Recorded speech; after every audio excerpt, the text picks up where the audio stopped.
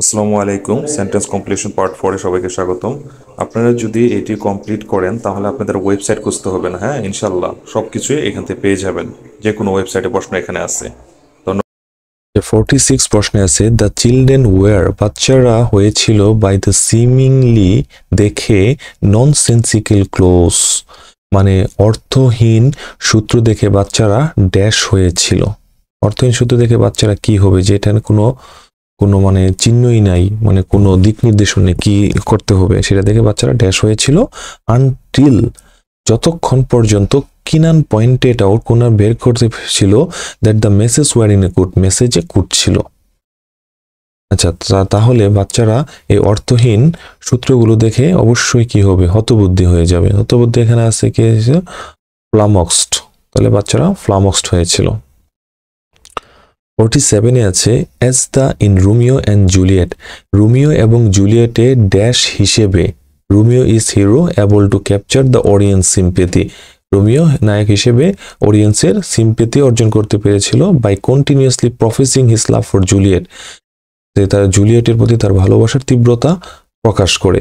তাহলে আমরা জানি রোমিও এখানে লিখে দিছে হিরো, তাহলে রোমিও জুলিয়েটে কি হিসেবে এই রোমিও মানে সিম্পেথি অর্জন করেছিল, প্রধান চরিত্র হিসেবে। আর প্রধান চরিত্র হিসেবে আমরা জানি এটা কি হবে, প্রোটোগনিস্ট হলো প্রধান চরিত্র হিসেবে। তাহলে as the protagonist in Romeo Juliet, Romeo জুলিয়েটের প্রোটোগনিস্ট হিসেবে রোমিও এই অডিয়েন্সের মানে সিম্পেথি অর্জন করতে পেরেছিল।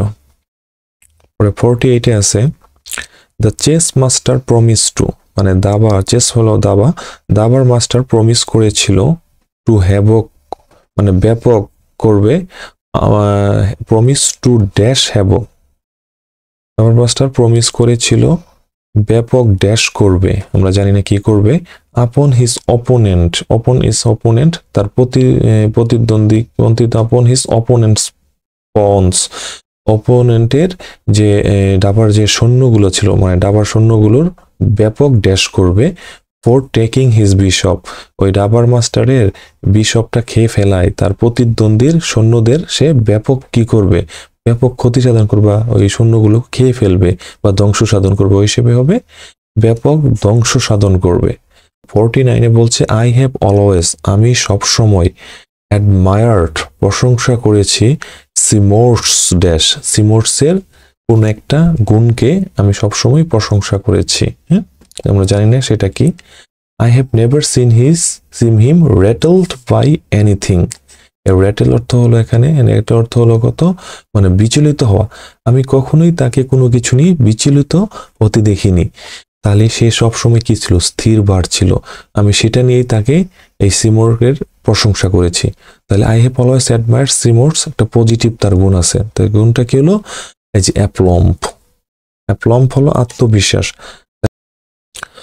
50-এ আছে the soldiers received a military, soldier সৈনিকেরা পেয়েছিল এ মিলিটারি, একটা মিলিটারি ড্যাশ, টু ইন্সপেক্ট, সৈন্যরা একটা সামরিক ড্যাশ পেয়েছিল, কেন পেয়েছিল, টু ইন্সপেক্ট, পরিদর্শন করার জন্য, অল দেয়ার ভেহিকলস, সকল গাড়ি, বিফোর ট্রাভেলিং,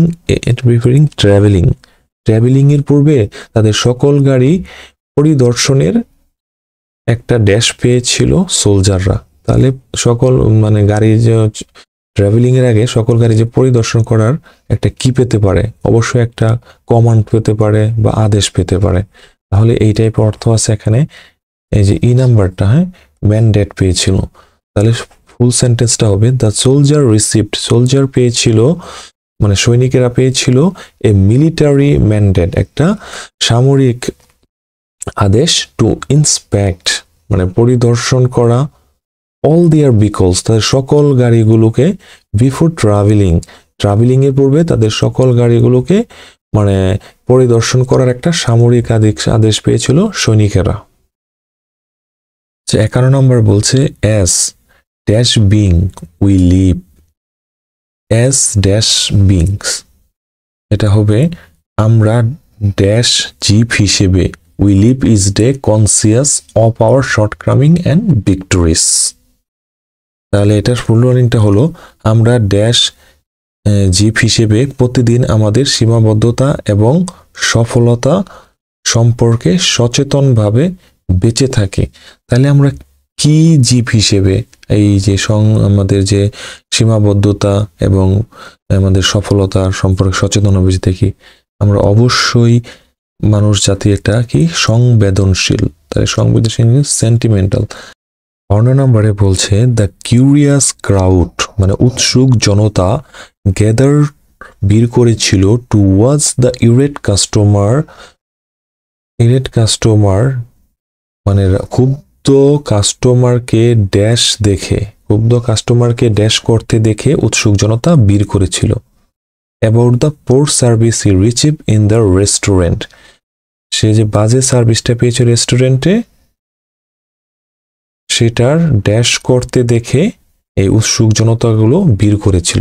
তাহলে কিউরিয়াস ক্রাউড যে ভিড় করেছিল এই ক্ষুব্ধ কাস্টমারকে কি করতে দেখে, ক্ষুব্ধ কাস্টমার অবশ্যই তার বাজে সার্ভিস নিয়ে নালিশ করতেছিল, সেটা দেখেই এই লোকগুলো ভিড় করেছিল। তাহলে ক্ষুব্ধ কেসে এখানে সি নাম্বার আছে রেন্ট, এই যে অভিযোগ বা গালিগালাজে। তাহলে ফুল বাক্যটা হবে উৎসুক জনতা গ্যাদার ভিড় করেছিল towards the irate customer rant, ক্ষুব্ধ কাস্টমারের অভিযোগ করতে দেখে উৎসুক জনতা ভিড় করেছিল। Driving resulted in 4 car pile up on the freeway, তাহলে লোকটির ড্যাশ ড্রাইভিং এর ফলাফল স্বরূপ 4টা গাড়ি ফ্রিওয়েতে মানে অ্যাক্সিডেন্ট করেছিল বা সংঘর্ষ হয়েছিল। তাহলে গাড়ি কখন সংঘর্ষ হয়? যখন সে ড্রাইভিংটা মানে সঠিকভাবে পরিচালনা করতে পারে না, রেকলেসলি চালায় বা অসতর্কভাবে চালায়, তখনই তো অ্যাক্সিডেন্ট হয়। রেজাল্টিন হলো ফলাফল। তাহলে দ্য মেন্স হবে কি যে নেগলিজেন্ট, হ্যাঁ, দ্য মেন্স নেগলিজেন্ট ড্রাইভিং মানে এই লোকটার অসাবধানজনিত ড্রাইভিং এর রেজাল্টিন ফলাফলই হলো এ 4 car পাইল আপ, 4টা কারের সংঘর্ষ অন দ্য ফ্রিওয়েতে 4টা কারের সংঘর্ষ হলো এই লোকটার নেগলিজেন্ট ড্রাইভিং এর ফলাফল। 54 নম্বর বলছে Ron did not know the rules of rugby, Ron রাগবির নিয়মগুলো জানতো না, বাট হি কুড টেল, কিন্তু সে বুঝতে পেরেছিল বাই দ্য ক্রাউড রিয়াকশন, কিন্তু সে ক্রাউড রিয়াকশন দিয়ে বুঝতে পেরেছিল দ্যাট যে it was a critical in the games, এটা ছিল গেমের গুরুত্বপূর্ণ ড্যাশ। গুরুত্বপূর্ণ কি হতে পারে? লোকজন কখন রিয়াকশন দেয়? যখন কোনো ভালো একটা মুহূর্ত বা একটা ক্লাইম্যাক্স ঘটে সেই সময় তো, তাহলে একটা গুরুত্বপূর্ণ মুহূর্ত ছিল বা সন্ধিক্ষণ। এখানে এই যে জাংসার অর্থ হলো সন্ধিক্ষণ বা গুরুত্বপূর্ণ মুহূর্ত।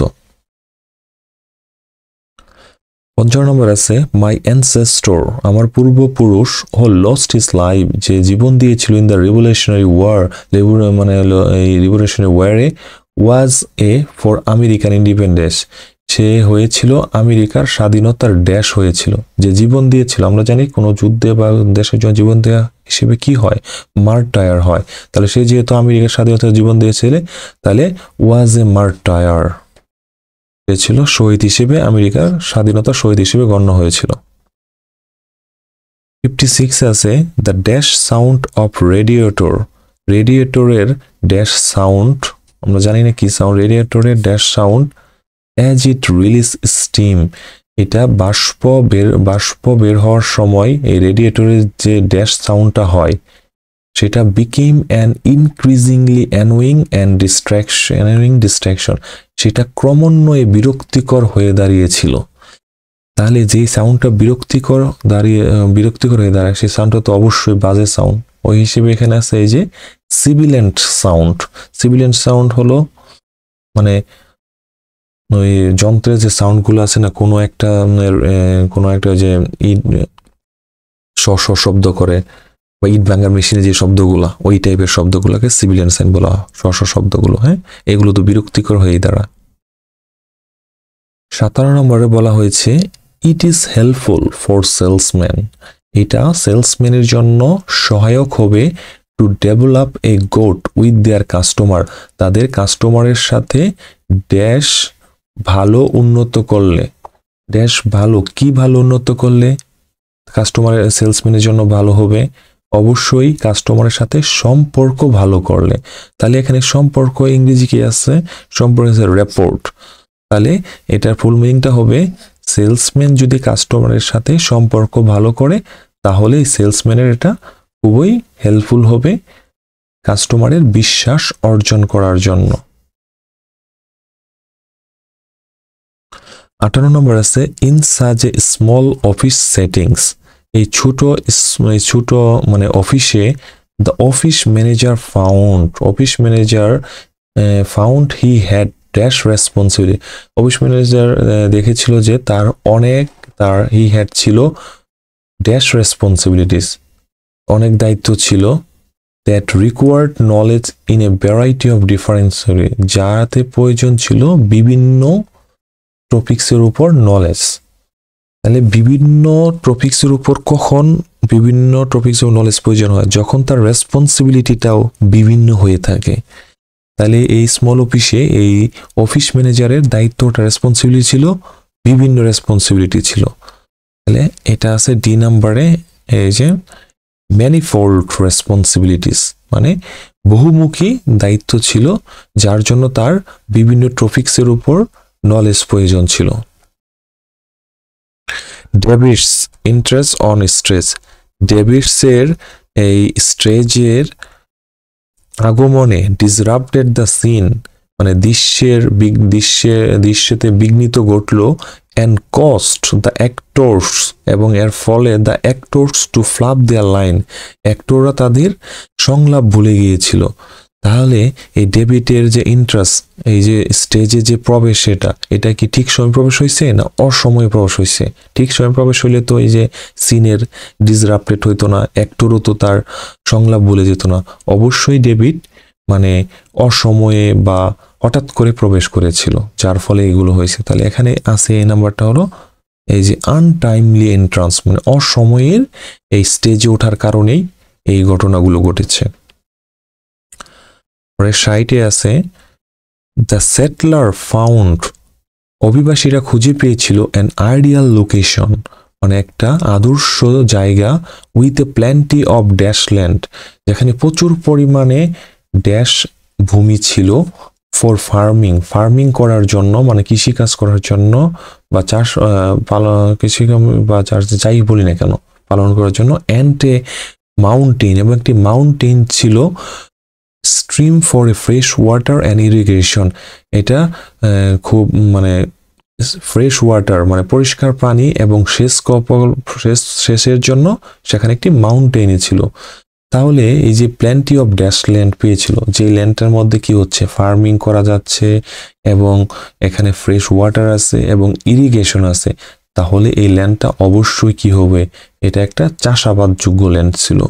এইখানে আছে এই যে সি নাম্বারটা,